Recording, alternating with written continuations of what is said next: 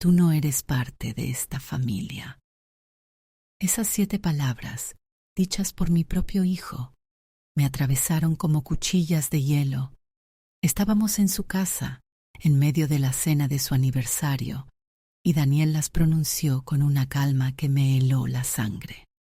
El mantel blanco, las copas de vino medio llenas, las caras de sus amigos y de Laura, su mujer, todas convertidas en un coro mudo de testigos incómodos. Yo sostenía en mis manos la fuente de porcelana con el postre que él siempre había adorado de niño y que había tardado 3 horas en preparar. La frase salió de su boca, clara y cortante, y por un instante creí que había entendido mal. Pero entonces repitió, con cada sílaba más enfática, mirándome fijamente por primera vez en la noche: Lo siento, mamá, pero has dejado de ser parte de esta familia. Tienes que irte.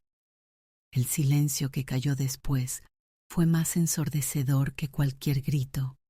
Noté cómo la vergüenza me trepaba por el cuello, tiñéndome la cara de un rojo encendido.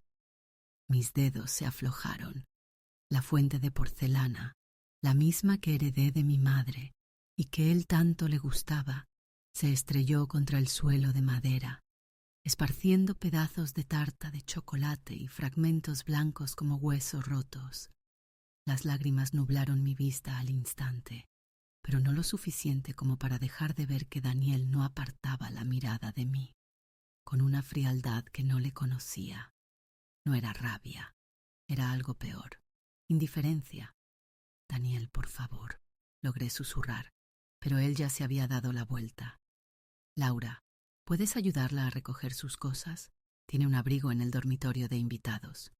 Esa fue la orden, el destierro hecho gestión doméstica. Recogí mi bolso del suelo. Mis manos temblaban tanto que apenas podía sostenerlo. Algunos de los invitados bajaban la vista a sus platos. Otros miraban a Daniel con una mezcla de confusión y complicidad. Nadie dijo nada. Nadie se interpuso. Rechazo, puro y duro, como un mazazo en el pecho. Mi propio hijo, el niño al que me cedo en brazos hasta que se dormía, el adolescente al que consolé tras su primera ruptura amorosa, me expulsaba de su vida, delante de todos. Y lo peor era que no entendía por qué. ¿Qué había hecho para merecer esto? Caminé hacia la puerta, sintiendo el peso de todas las miradas en la espalda.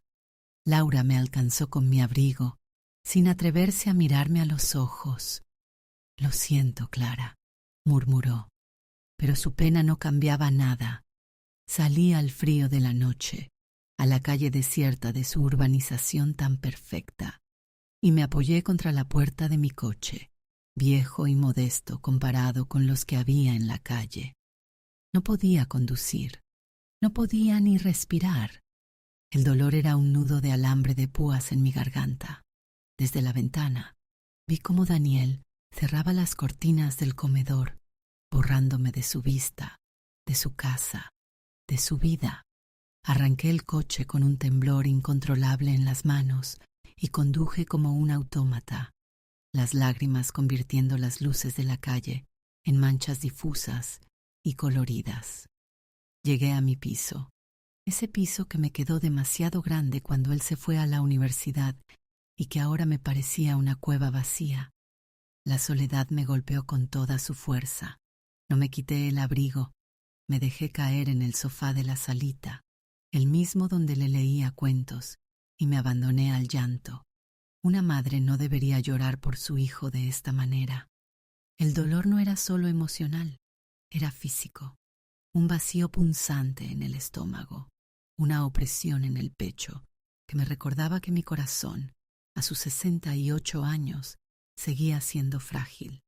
Pasé la noche entera llorando, sin entender cómo habíamos llegado a eso. Reviví cada momento, cada palabra intercambiada en los últimos meses, buscando una razón, un detonante. ¿Había sido demasiado entrometida? ¿Había criticado sin querer a Laura? ¿Le había fallado de alguna manera que yo no alcanzaba a ver. La culpa se mezclaba con la rabia y la incredulidad, formando un cóctel venenoso que no me permitía encontrar paz. Amaneció. El sol se colaba por las rendijas de las persianas, dibujando líneas de luz en el polvo que cubría los muebles. Me dolía la cabeza por el llanto y la falta de sueño. Me levanté, me preparé un té que no quise beber y vagué por las habitaciones como un fantasma en mi propia vida. En el salón, mis ojos se posaron en la repisa de la chimenea. Allí, en un marco de plata deslustrada, estaba la fotografía, la única que conservaba de los tres: Daniel, su padre y yo. Fue tomada el día de la graduación de Daniel en la universidad. Él, en el centro, con su birrete y su toga, sonriendo con un orgullo desbordado. Luis, a su izquierda, con ese brazo que siempre ponía alrededor de mis hombros, ya ausente incluso entonces, aunque nosotros no lo supiéramos. Y yo, a su derecha, con las mejillas húmedas de lágrimas de felicidad, apretando contra mi pecho el pequeño teléfono móvil que Luis me había regalado para la ocasión. Para que siempre estés localizable, Clara, me dijo, para que nuestro hijo pueda encontrarte donde quiera que estés. Aquel teléfono, ya obsoleto, aún lo guardaba en un cajón, y aquella foto era el recordatorio de un tiempo en el que éramos una familia, o al menos jugábamos a serlo. Ahora, esa palabra, familia, me sabía a mentira. Daniel me había dejado claro que yo ya no era parte de la suya. El orgullo que siempre había sentido por él, por el hombre en el que se había convertido, se resquebrajaba, dejando al descubierto la carne viva de un amor herido de muerte. Recogí el marco y pasé el dedo por la imagen de su rostro joven y despreocupado. ¿Dónde estaba ese hombre? ¿Qué había pasado con la mujer que creía ser su madre? El silencio de mi piso era ahora una acusación, y en medio de ese vacío, una pregunta surgió, tan clara y desgarradora como la frase de Daniel. Si él podía cortar el vínculo tan fácilmente, ¿acaso ese vínculo había existido realmente? ¿O era solo una construcción mía, una ilusión a la que me aferraba para darle sentido a mi vida? El sonido del teléfono me hizo dar un brinco. No era mi móvil moderno, cuyo timbre había personalizado con una canción alegre, sino el teléfono fijo, el de toda la vida, cuyo sonido estridente me pareció de pronto una intrusión violenta en mi duelo.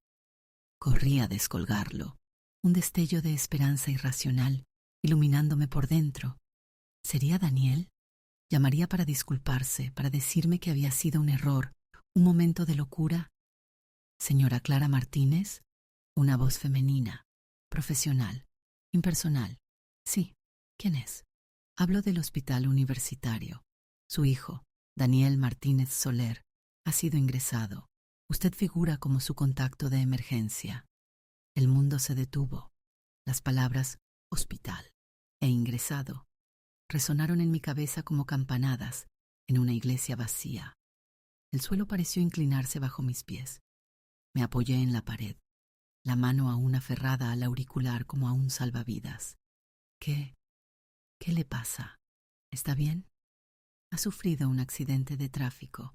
Se encuentra estable, pero necesita una intervención quirúrgica. Necesitamos su autorización y... Él ha preguntado por usted. Él ha preguntado por usted. Esas 5 palabras barrieron con todas las demás. La humillación, la rabia, el dolor insoportable de la noche anterior.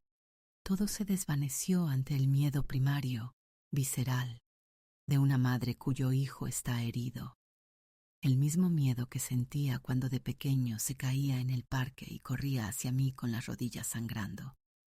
Voy para allá, dije, y colgué sin esperar respuesta. Mis movimientos fueron mecánicos, precisos. Me lavé la cara, me vestí con lo primero que encontré. En el espejo del recibidor, mis ojos estaban hinchados y enrojecidos, pero ahora brillaban con un propósito. No había tiempo para el arrepentimiento ni para el orgullo herido. Mi hijo me necesitaba. Punto. El trayecto al hospital fue un borrón. No recuerdo los semáforos ni las calles, solo la presión en el pecho y el rum rum de una sola pregunta. ¿Cómo había pasado? Al llegar, el olor a antiséptico y el bullicio contenido de la planta de urgencias me golpearon de lleno. Me dirigí a la recepción, di mi nombre y el de Daniel. Una enfermera me guió por un laberinto de pasillos blancos hasta una sala de espera privada. Allí estaba Laura, pálida, con las manos entrelazadas sobre su regazo. Al verme, se levantó de un salto. En sus ojos no había rastro de la complicidad del silencio de la noche anterior, solo puro pánico. «Clara», dijo, y su voz se quebró. «Ha sido esta mañana yendo al trabajo. Un camión se pasó un stop». La abracé. Fue un acto instintivo.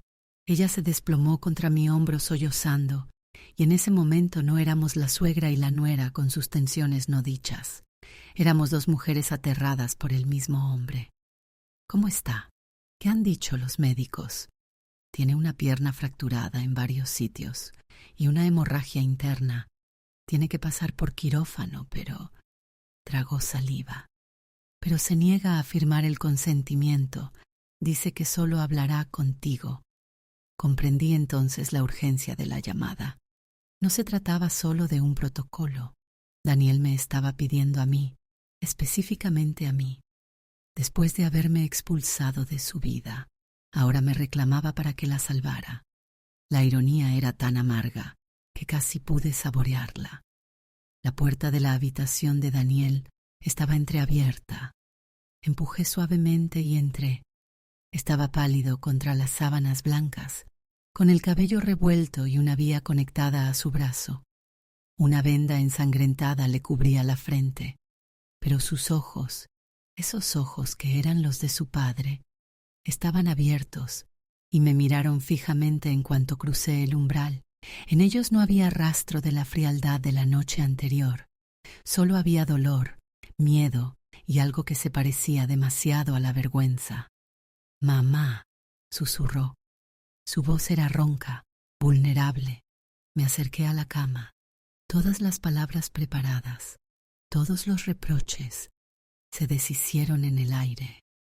Solo pude extender la mano y posarla sobre la suya, la que no tenía suero. «Estoy aquí, hijo», dije, y era la verdad más profunda que conocía. «Lo siento», murmuró, desviando la mirada hacia la ventana. «Lo de anoche fue...»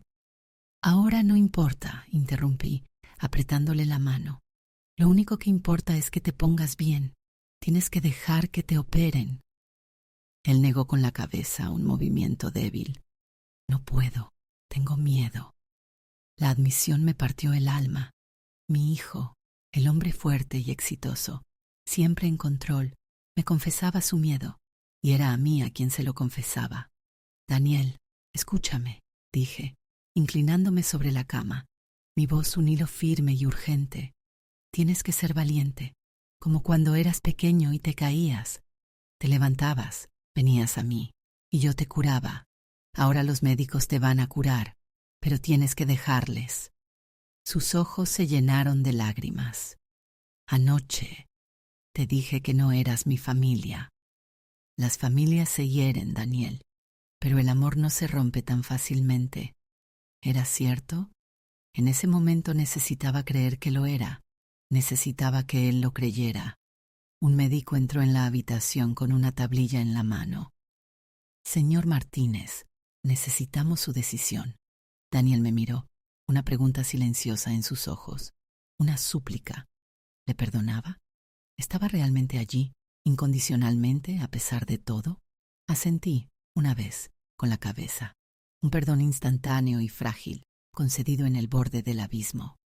Él cerró los ojos un momento, y cuando los abrió, había una determinación renovada.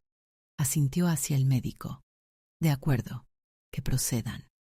Firmé los papeles con una mano temblorosa. Mi firma al lado de la suya, débil y titubeante. Mientras se lo llevaban en camilla hacia quirófano, me agarró de la mano. «No te vayas», me pidió.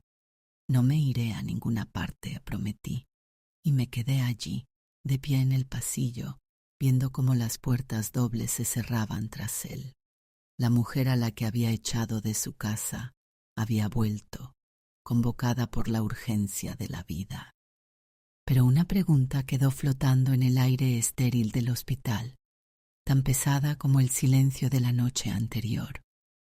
Cuando esto pasara, cuando estuviera a salvo, volverían las paredes entre nosotros, más altas y gruesas que nunca. Las horas de espera fueron un purgatorio de luces fluorescentes y café amargo.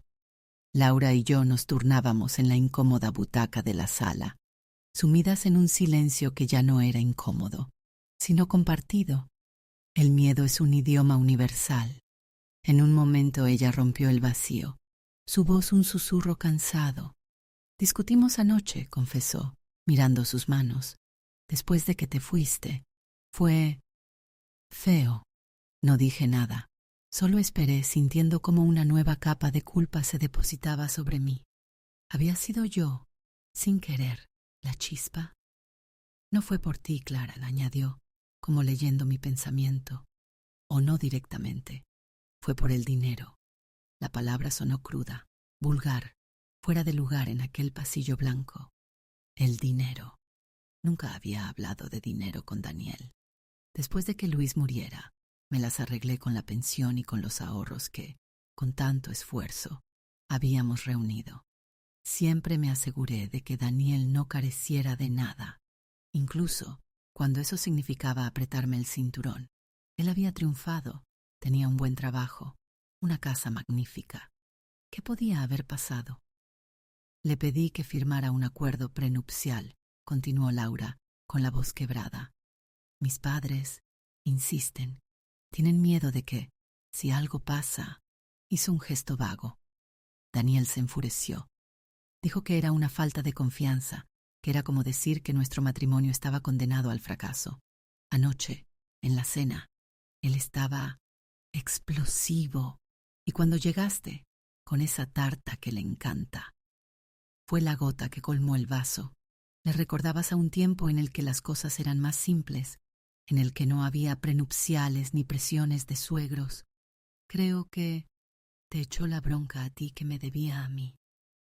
Las piezas empezaron a encajar con un chasquido doloroso. Yo no era el verdadero objetivo.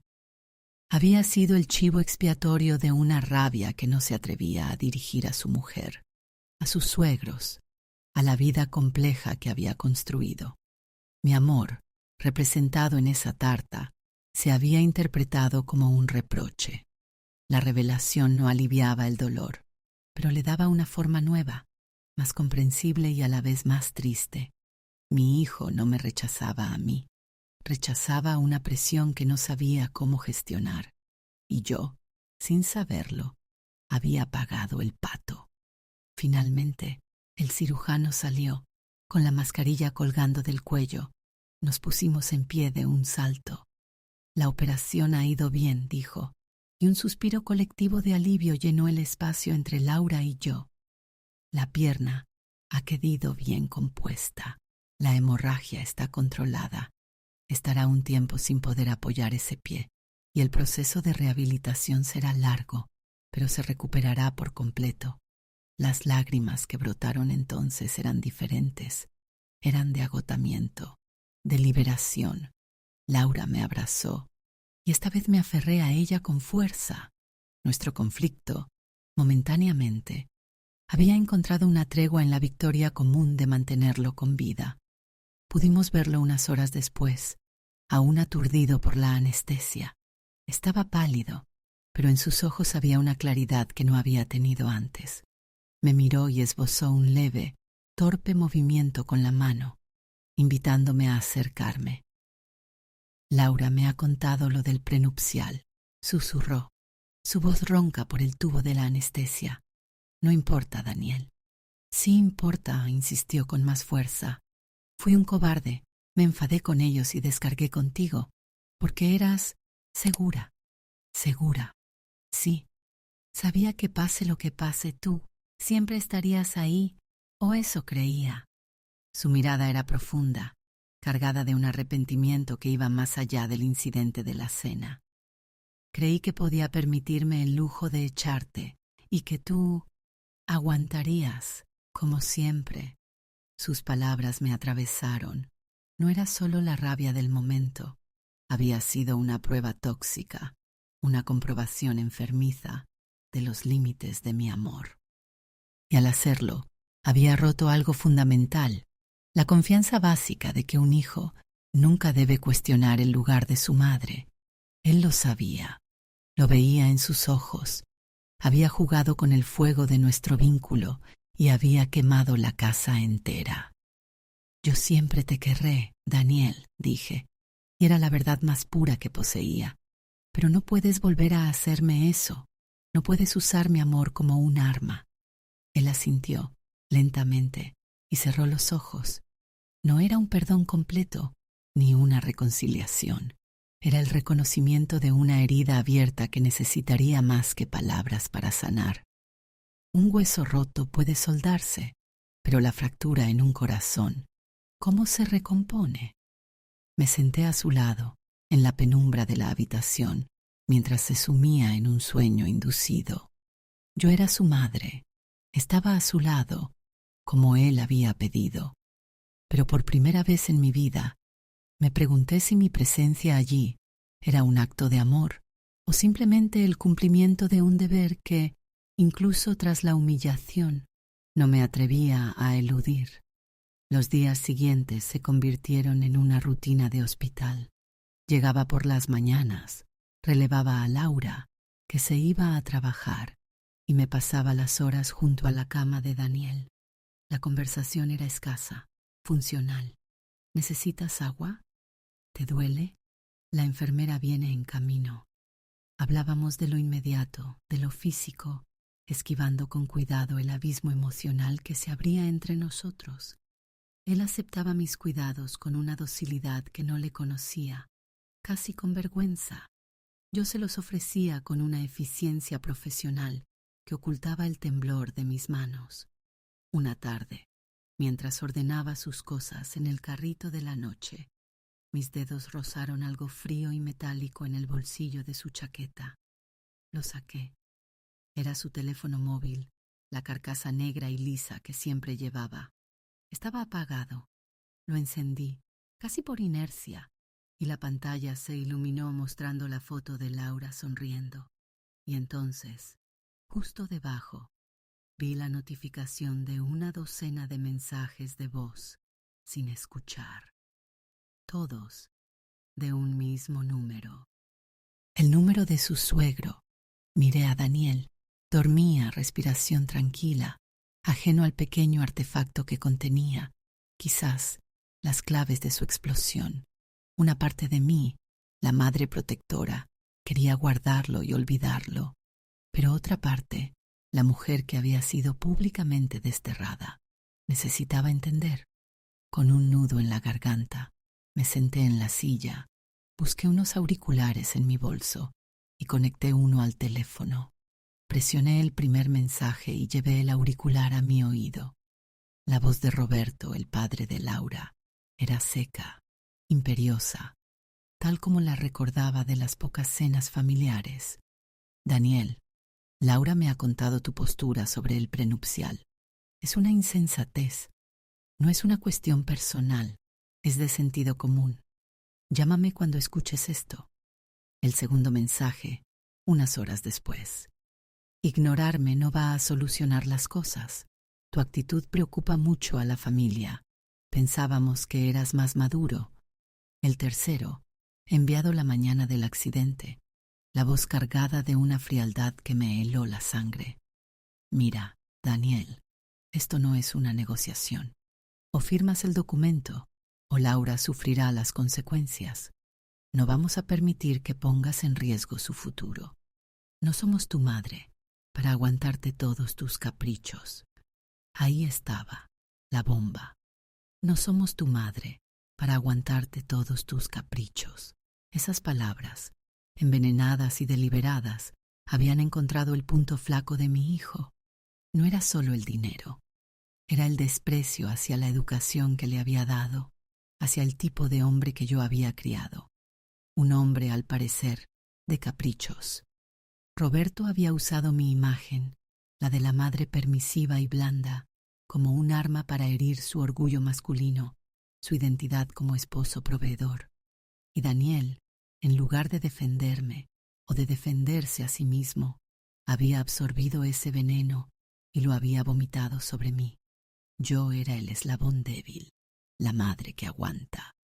Y él, para demostrarles que no era el niño mimado que ellos creían, había tenido que romper conmigo en público. Su rechazo hacia mí había sido, en su mente distorsionada por la presión, un acto de afirmación hacia su nueva familia. Dejé el teléfono en la mesilla, las manos temblando. No sentí rabia hacia Roberto. Sentí una lástima infinita por Daniel, por el niño que siempre quiso sentirse lo suficientemente hombre, lo suficientemente fuerte, por el hombre que se sentía acorralado entre la lealtad a su madre y las exigencias de un mundo que siempre le había resultado ajeno, y que ahora, a través de su matrimonio, reclamaba un peaje que él no estaba seguro de poder pagar. Cuando despertó, me miró y debió de ver algo en mi expresión. «¿Qué pasa, mamá?», negué con la cabeza, limpiándole el sudor de la frente con una toallita. «Nada, hijo, descansa». No le conté lo de los mensajes. Aquella verdad era demasiado pesada para cargarla sobre sus hombros fracturados. Pero algo cambió en mí en ese momento. La culpa que me carcomía perdió fuerza. Comprendí que no era yo la que había fallado. O no solo yo. Había criado a un hombre con un punto de orgullo frágil, incapaz de gestionar un conflicto sin buscar un culpable externo. Y él había fallado al no proteger nuestro vínculo, al usarme como moneda de cambio en una guerra que no era la mía. Esa noche, al salir del hospital, no me fui directamente a casa. Di un paseo largo, bajo la luz anaranjada de las farolas. El aire frío me limpió los pulmones y la cabeza. Ya no era solo la madre herida. Era una mujer que empezaba a ver a su hijo como lo que era. Un adulto, con sus flaquezas y sus miedos. Y me pregunté, con una crudeza que me sorprendió, si mi amor incondicional, el que siempre le había ofrecido como un manto seguro, no había contribuido, sin querer, a crear esa fragilidad. Le había enseñado a esperar un amor siempre disponible, siempre perdonón, hasta el punto de que creyera que podía pisotearlo sin consecuencias. Daniel fue dado de alta 2 semanas después. Laura y yo nos coordinamos en un ballet silencioso y eficiente para preparar la casa. Retiramos alfombras, colocamos una silla en la ducha, dejamos muletas a mano. El piso de ellos, tan pulcro y moderno, se llenó de los feos pero necesarios aparatos de la convalecencia. Él llegó en silla de ruedas, pálido y hosco, avergonzado de su dependencia. Los primeros días en casa fueron un retroceso a la dinámica del hospital, pero intensificada. El silencio entre nosotros ya no era solo incómodo, se había llenado de todo lo no dicho. Yo le llevaba la comida a la cama, le ayudaba a asearse, le pasaba el teléfono. Él aceptaba todo con un gracias mecánico, los ojos fijos en la pantalla del televisor o en el vacío. Era como cuidar de un extraño hosco, un extraño que tenía los ojos de mi hijo. Una tarde, mientras doblaba su ropa limpia, me pidió que le alcanzase un libro de la estantería alta de su estudio. Entré en la habitación, un espacio de madera pulida y líneas rectas que siempre me había intimidado un poco. El libro que quería estaba justo al lado de una caja de cartón, vieja y polvorienta, que me resultó vagamente familiar. Al coger el libro, Tiré sin querer de la caja, que cayó al suelo, desparramando su contenido. Fotografías, docenas de ellas, viejas, impresas en ese papel con los bordes dentados de los años 90. Me agaché, el corazón acelerado, y comencé a recogerlas.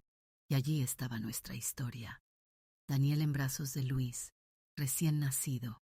Yo, con 30 años menos, soplando las velas de una tarta con él en el regazo. Luis enseñándole a montar en bicicleta, con las ruedas pequeñas. La foto de la graduación, la misma que yo tenía en mi salón. Y, en el fondo de la caja, un sobre manila. Lo abrí. Dentro había cartas que yo le había escrito cuando se fue de intercambio a los 16 años, cartas que le envié durante su primer año de universidad. Y, encima de todo, un dibujo infantil, torpe, con un sol con gafas y 3 palotes que decían mamá, papá y yo. Lo guardé todo de nuevo con manos temblorosas, pero una foto se me quedó pegada en los dedos. Era de Daniel, con unos 12 años, sentado en mis rodillas en el sofá. Yo le estaba leyendo un libro. Él tenía la cabeza apoyada en mi hombro, los ojos medio cerrados, con una expresión de paz absoluta, de confianza total. Era un amor sin fisuras, un territorio donde no existían el rechazo ni la vergüenza. Salió del estudio con el libro, apoyado en sus muletas, y me vio allí, de rodillas, con la foto en la mano. Se detuvo en seco. Su rostro se contrajo. No era rabia, sino algo más profundo, un dolor antiguo que salía a la superficie. ¿Por qué guardas todo esto, Daniel?, pregunté. Mi voz apenas un hilo. Si ya no soy parte de tu familia, ¿por qué guardas estas cartas? ¿Este dibujo? Él se dejó caer pesadamente en el sillón de su escritorio, las muletas cayendo al suelo con un ruido seco. Miró la foto que yo sostenía, y por primera vez desde el accidente, sus ojos se llenaron de lágrimas auténticas, no de dolor físico, sino de algo más hondo. Porque es lo único verdadero que he tenido, dijo, la voz quebrada por la emoción. Todo esto. Hizo un gesto vago con la mano, abarcando la casa lujosa, la vida que había construido. A veces siento que es un escenario, que estoy representando un papel, el de marido perfecto, el de yerno aceptable, el de hombre de éxito. Tragó saliva, mirando el dibujo infantil. Pero eso era real, tú eras real.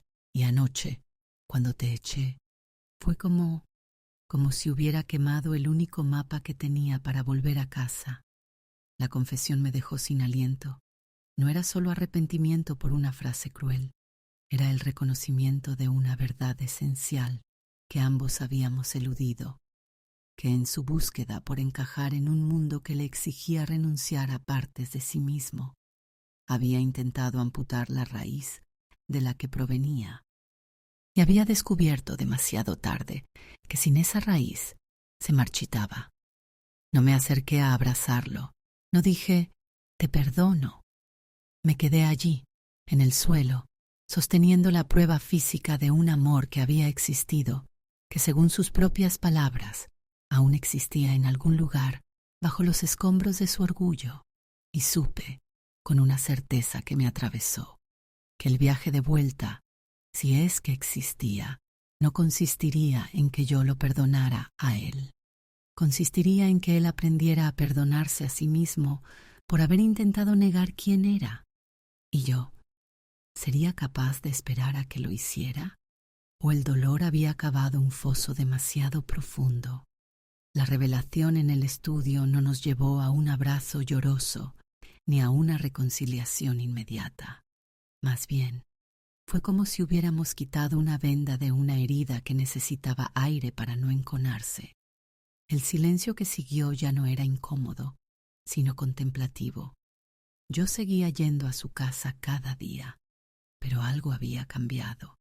Ya no era la madre abnegada que se desvivía por un hijo ingrato. Era una mujer que había visto la grieta en su armadura y entendía el origen de su veneno. y él ya no era el hombre que sufría con orgullo mis cuidados, sino alguien que me miraba de reojo, como esperando un juicio que yo me negaba a pronunciar. Una tarde, mientras tomábamos un té en el salón, él rompió el hielo con una pregunta que llevaba días flotando en el aire. ¿Y la fuente? Dijo sin mirarme, jugando con el asa de su taza. La de la tarta, la que se rompió. Está en mi casa, respondí sorprendida. La recogí, los pedazos grandes al menos. Era la de la abuela, murmuró, la que usabas para las ocasiones especiales. Su memoria de ese detalle me conmovió. En medio de su tormenta, había sido consciente del símbolo que destrozaba. Sí, confirmé. Era la de la abuela. ¿Crees que se puede arreglar?, preguntó, y esta vez me miró a los ojos. No hablaba solo de la fuente de porcelana. No supe qué responder. El kintsugi, el arte japonés de reparar cerámica con oro, celebra las cicatrices. Pero nuestra fractura no era algo que pudiera adornarse. Era una ruptura limpia, brutal. ¿Se podía pegar? Quizás. ¿Volvería a ser la misma? Nunca. Fue entonces cuando, casi como un acto reflejo, me levanté y fui a mi bolso. Saqué mi viejo teléfono móvil, el que aparecía en la foto de la graduación, el que su padre me había dado. Lo llevaba conmigo desde el accidente, como un talismán, una conexión con un pasado menos complicado. Lo puse sobre la mesa, entre los dos. Daniel lo miró, desconcertado. ¿Qué es eso? El teléfono que tu padre me regaló, dije. El de la foto de tu graduación. Lo guardé todos estos años. Hice una pausa, eligiendo las palabras con cuidado. Tu padre me lo dio diciendo que era para que nuestro hijo siempre pudiera encontrarme. Y yo siempre he estado ahí, Daniel. Físicamente, emocionalmente. Pero anoche, cuando me echaste, descubrí un límite que ni siquiera yo sabía que tenía. Cogió el teléfono pasando el pulgar por la carcasa desgastada. Era un objeto obsoleto, un fósil de una era anterior a sus conflictos, a sus prenupciales, a su orgullo herido. Este teléfono representa una promesa, continué, mi voz firme pero serena. La promesa de que siempre estaré, pero no la promesa de que siempre aguantaré todo. No puedes volver a buscarme solo cuando te sientes perdido, después de haberme apartado a patadas de tu vida. El amor de una madre es fuerte, pero no es un felpudo. Él bajó la cabeza. No era un gesto de derrota, sino de aceptación. Mis palabras no eran un reproche, sino la delimitación de un nuevo territorio, uno con fronteras que él ya no podía traspasar impunemente. Lo sé, susurró. No merezco que estés aquí. No se trata de merecer, Daniel. Se trata de elegir, y yo elijo estar hoy. Pero es una elección que tomo cada día, no un derecho que te asista por nacer. La verdad de esa afirmación flotó en la habitación. No había garantías. No había un final feliz asegurado. Solo había dos adultos, heridos y cansados, tratando de navegar por los restos de un naufragio. El amor seguía ahí, indudablemente, pero había dejado de ser una fuerza ciega e incondicional para convertirse en una decisión consciente, y por tanto, más frágil y más valiosa. Me levanté para irme. Era hora. Él necesitaba estar solo con sus pensamientos y yo con los míos. Mañana vendré, dije en la puerta. Él asintió. Gracias, mamá. Al salir a la calle, la tarde estaba fresca. No sentí una alegría desbordante, ni siquiera una paz completa. Sentí, sobre todo, un profundo cansancio, el de quien ha librado una batalla larga y no del todo ganada, pero de la que sale con la dignidad intacta. Había recuperado mi lugar, pero no era el mismo de antes. Era un lugar que yo misma había definido y defendido. Ya no era solo su madre, era Clara, la mujer que lo trajo al mundo, la que lo crió, la que lo perdonó y la que por amor Le había enseñado el precio de su propio arrepentimiento. El vínculo no estaba roto, pero se había transformado. Ya no era un cordón umbilical, sino un puente delicado que ambos tendríamos que aprender a cruzar con más cuidado. Y en ese aprendizaje, en esa elección diaria de reconstruir, tal vez encontráramos una forma de perdón más verdadera, no la que borra la culpa, sino la que convive con ella y, aún así, elige seguir amando. Al final, el amor más profundo no es el que todo lo perdona, sino el que, a pesar de todo, decide seguir en pie.